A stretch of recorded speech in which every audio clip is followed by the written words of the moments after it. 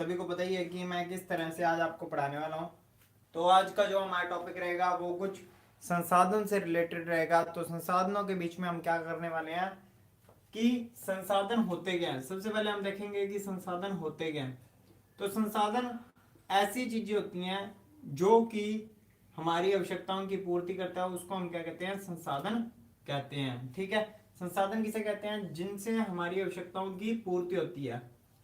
ये सभी क्लासेस के अंदर टॉपिक है, अगर आपने नहीं देखा तो जाकर जरूर देखें। हमारी आवश्यकताओं की जो पूर्ति होती है, आवश्यकता की पूर्ति जिन चीजों से होती है उसको हम क्या कहते हैं, संसाधन कहते हैं। ठीक है, इन संसाधनों के अंदर जैसे कि आता है आपका मृदा संसाधन। ठीक है, उसके अलावा आपका आ जाएगा जल संसाधन, मृदा के अलावा जल संसाधन। इसके अलावा आपका जैव संसाधन। ठीक है, जैव संसाधन, अजैव संसाधन। और क्या है, इसको अलग अलग रूपों में बांटा गया, जैसे कि नव्यकरणीय नव्यकरणीय संसाधन और अनव्यकरणीय संसाधन, या हम कह सकते हैं अनव्यकरणीय स्रोत। पहले मैं आपको इनके बारे में बता देता हूं, फिर आगे का जो टॉपिक है हमारा वो हम पढ़ना स्टार्ट करेंगे। तो मृदा संसाधन के अंदर क्या है कि जो मिट्टी है वो बहुत महत्वपूर्ण रोल अपना निभाती है। कैसे निभाती है कि कृषि, अगर आपने कहीं भी कृषि करनी है तो कृषि के लिए आपके जो फसल के लिए मिट्टी की आवश्यकता होती है वो बहुत ज्यादा ही जरूरी होती है। तो मृदा एक संसाधन के रूप में काम करती है।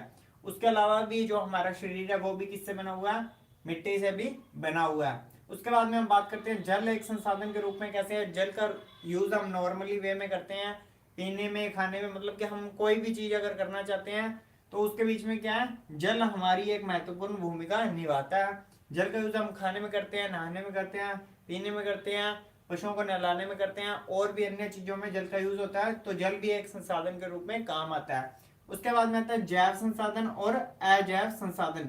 जैव संसाधन के अंदर ऐसी चीजें जो कि संजीव रूप में हमारे सामने दिखाई देती हैं वो कौन सी होती हैं, जैव संसाधन के अंतर्गत आती हैं। जैसे कि संजीव के अंदर कौन कौन सी चीजें आती है ये आप देखें। संजीव में हम मान सकते हैं पेड़ पौधे। ठीक है, पेड़ पौधे हैं, ये भी हम संजीवों के अंदर ही काउंट करते हैं, क्योंकि जो पेड़ पौधे हैं वो क्या है, सांस लेते हैं। ठीक है, और जो पेड़ों से हमें लकड़ी मिलती है, फल मिलते हैं, ये भी हमारी क्या है, आवश्यकताओं की पूर्ति करते हैं। उसके बाद में अजैव संसाधन, जिसके बीच में आपकी मृदा आ जाएगी और आपका जल आ जाएगा, जो कि अजैव के अंतर्गत आ जाता है। अजैव का मतलब हो गया, हम कह सकते हैं निर्जीव वस्तुएं कह सकते हैं। उसके बाद में आता है नव्यकरणीय स्रोत, और दूसरे होते हैं अनव्यकरणीय स्रोत। नव्यकरणीय स्रोत क्या होते हैं कि ऐसी चीजें, ऐसी वस्तुएं जिनका हम वापस से निर्माण कर सकते हैं, वस्तुएं जिनका निर्माण दोबारा हो सकता है। यहाँ पे मैं लिख देता हूँ, वस्तुएं जिनका निर्माण दोबारा से किया जा सकता है। तो वो कौन कौन सी वस्तुएं हैं, जैसे कि इसके बीच में आपकी आ जाएगी सौर ऊर्जा। सौर ऊर्जा जो कि सूर्य की रोशनी जैसे जैसे बढ़ेगी, या किसी दिन नहीं आई तो अगले दिन ज्यादा हो जाएगी, वो चीजें आ जाएगी सौर ऊर्जा के अलावा। पवन ऊर्जा, सौर ऊर्जा, पवन ऊर्जा इसके उदाहरण माने जा सकते हैं। उसके बाद में जैसे कि अनव्यकरणीय, तो अनव्यकरणीय के अंदर कौन से आएंगे, ऐसे ऐसी वस्तुएं या ऐसे स्रोत जो कि वापस से रीजनरेट नहीं हो सकते, मतलब कि वापस से हम उसे यूज नहीं कर सकते, सिर्फ एक बार ही उसका यूज किया जा सकता है। जिसके बीच में क्या आता है, पेट्रोल। ठीक है, पेट्रोल का अपने बाइक के अंदर यूज कर लेंगे तो वो क्या है, धुआं बन के उड़ जाता है, या इंजन जो क्या है उसके माध्यम से चलता है, हम ये कह सकते हैं। पेट्रोल हुआ, डीजल हुआ, ये जो चीजें ये क्या है, एक टाइम तक ही यूज की जाती हैं, उसके बाद में यूज नहीं की जाती। वो किसके अंदर आते हैं, अनव्यकरणीय स्रोत के अंदर आते हैं। एक बार यहाँ तक अगर आपने पढ़ लिया और अगर आपको समझ में आया तो प्लीज आप स्क्रीनशॉट ले सकते हैं। और आगे आगे की वीडियो के अंदर हम बात करने वाले हैं कुछ और चीजों के बारे में। ठीक है, तो ये जो स्रोत होते हैं, इन स्रोतों के बारे में मैं आपको और चीजें बताना चाहता हूँ कि ये जो संसाधन होते हैं इन पे कई बार तो क्या होता है कि कुछ समुदायों का नियंत्रण होता है। ठीक है, जैसे कि अगर आपने देखा हो गांवों में या कहीं शहरों में एक कुआं या तालाब बनाया होता है, कुआं या तालाब होता है समुदाय का, उस पे क्या होता है, अधिकार होता है। तो ये आधार के जो अधिकार होता है, अधिकार के आधार पे संसाधनों को बांटा हुआ है कि किस किस अधिकार पे ये संसाधन होते हैं। तो उसके बीच में एक आता है समुदाय का अधिकार होता है, दूसरा आता है निजी अधिकार होता है, खुद की मतलब की होगी प्राइवेट संसाधन हम कह सकते हैं। तीसरे में आता है पब्लिक गवर्नमेंट का, मतलब कि सरकारी संसाधन, मतलब जिसके ऊपर क्या है, सरकार का नियंत्रण होता है। ठीक है। समुदाय के अंदर क्या होता है, जैसे कुआं, बावड़ी, तालाब, ये चीजें अगर बना दी है तो वो समुदाय के बीच में आती है कि सारे के सारे लोग उसका यूज कर सकते हैं। निजी संसाधन के अंदर क्या है कि अगर कोई भी व्यक्ति खुद की अगर कोई चीज बना के लगाता है तो उसके बीच में सारी की सारी निजी चीजें आ जाती हैं। और सरकारी के अंदर क्या है, जो सरकार से हमें मिलती हैं, जैसे कि पेट्रोल, डीजल, ये सारी की सारी चीजें क्या सरकारी रूप से प्रोवाइड कराई जाती हैं। मतलब कि इस पे अधिकार किसका होता है, सरकार का अधिकार होता है। पेट्रोल, डीजल, इन सारी चीजों पे सरकार का अधिकार होता है और ये हमें बाद में प्रोवाइड कराते हैं। तो इस पे अधिकार के हिसाब से अगर हम देखें तो सरकारी संसाधन कौन से हो गए, पेट्रोल, डीजल, ये सारी चीजें होगी। अब बात करते हैं इसके बाद का। अगर आपने संसाधन के बीच में अगर कोई टॉपिक तैयार करना है, तो अगर आप बीएड कर रहे हैं तो बीएड के अंदर यही है, संसाधन के बीच में आप मृदा संसाधन के बारे में बता सकते हैं, जल संसाधन के बारे में बता सकते हैं। इसके अलावा संसाधन के ऊपर किस तरह से लोग डिपेंडेंट है और किसे किन किन रूपों में बांटा गया वो पढ़ा सकते हैं। संसाधन के बाद में अपने बात करते हैं और कोई भी अगर आपका टॉपिक बनता है बीएड के अंदर या आपकी क्लासेस के अंदर जो नॉर्मली पढ़ाया जाता है, वो है जल के दुरुपयोग को रोकने के लिए। ठीक है। जल प्रदूषण क्या होता है, जल प्रदूषण होता है जल का दुरुपयोग करना, जल को व्यर्थ में बहाना, जल प्रदूषण कहलाता है। ये तो आपको पता ही है।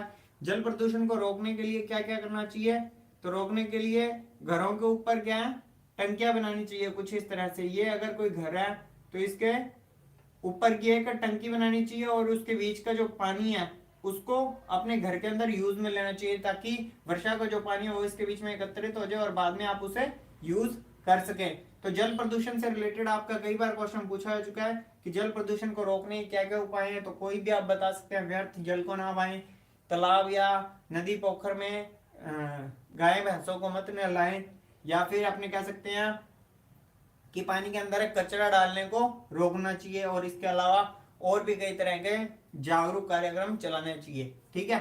जल प्रदूषण हुआ। और आपकी किताबों के अंदर आता है मृदा प्रदूषण।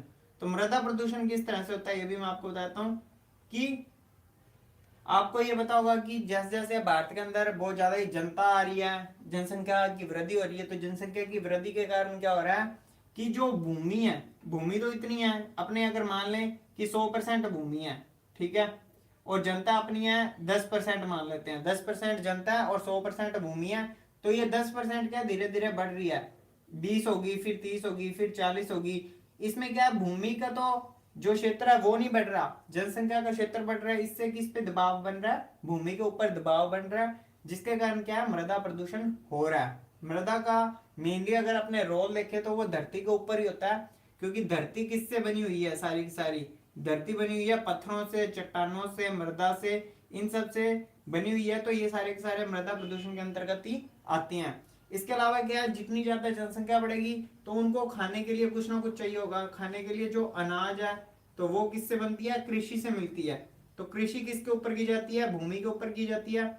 तो जितनी ज्यादा जनसंख्या होगी तो वो क्या करेंगे कि कुछ छोटे क्षेत्र के ऊपर ज्यादा से ज्यादा फसलें उगाने की काम करेंगे। तो एक ही अगर क्षेत्र के ऊपर ज्यादा से ज्यादा फसलें बोएंगे तो ये मृदा की जो उपजाऊ क्षमता होती है, उपजाऊपन की एक क्षमता होती है जो कि निश्चित होती है कि मृदा इतनी इतने टाइम के अंदर इतनी फसल को बो सकती है, उस तरह से उपजाऊपन जो क्षमता होती है वो निर्धारित की हुई होती है।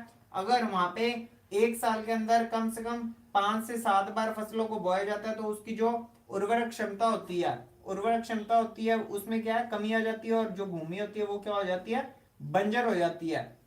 तो भूमि को बंजर होने से रोकने के लिए क्या है, वहां पे जैविक खाद का यूज किया जाता है। और कई बार क्या होता है कि जैसे कोई भी अगर भूमि है तो उस भूमि पे क्या है, एक साल के अंदर हम मान लेते हैं 2 फसलों को बोया जाता है, ठीक है, और 2 फसलों को बोया जाता है और उनके बीच में कुछ महीने के लिए 1 से 2 महीने हम कह सकते हैं, 1 से 2 महीने का बीच में उसको खाली छोड़ दिया जाता है, ताकि जो भूमि की उर्वरक क्षमता है वो वापिस से रीजनरेट हो सके। तो आज का टॉपिक है जिसके बीच में हमने पढ़ा है संसाधन के बारे में। संसाधन क्या होता है, हमारी आवश्यकताओं की पूर्ति करने वाले ऐसी वस्तुएं होती हैं जिनसे हमारी आवश्यकताओं की पूर्ति होती है, वो होता है संसाधन। ठीक है। फिर मैंने आपको बताया कि संसाधन कौन कौन से होते हैं, जैव, नव्यकरणीय, अनव्यकरणीय। उसके अलावा अधिकार के आधार पर मैंने आपको संसाधन बताए हैं कि कौन कौन से संसाधन होते हैं। उसके अलावा मैंने आपको जल प्रदूषण और मृदा प्रदूषण के बारे में बताया कि किस तरह से ये मृदा प्रदूषण को हम भूमि प्रदूषण भी कह सकते हैं, ठीक है। आप सोचेंगे मृदा प्रदूषण तो होता ही नहीं है, तो भूमि प्रदूषण भी कह सकते हैं, ठीक है। मृदा प्रदूषण हुआ, जल प्रदूषण हुआ, इसके रोकने के उपाय हुए। ये सारी चीजें आपकी 6 to 12 क्लासेस के अंदर हर बार पेपर के अंदर ये क्वेश्चन आता है कि जल प्रदूषण क्या होता है, इसको रोकने के उपाय क्या है। और बीएड वाले जितने बच्चे हैं वो भी इन सबको इंक्लूड करके अपना एक चैप्टर बना सकते हैं, उसका नाम रखते हैं संसाधन। और संसाधन के ऊपर नाम रख के अगर वो बनाना चाहते हैं अपनी पीडीएफ आपको प्रोवाइड करा दी जाएगी। अगर आप हमारे टेलीग्राम चैनल से नहीं जुड़े हैं तो जुड़ सकते हैं। और अगर आपको इसकी इंट्रोडक्शन स्किल समझ में नहीं आई है तो हमारे कमेंट सेक्शन के अंदर जरूर बताएं। Thank you.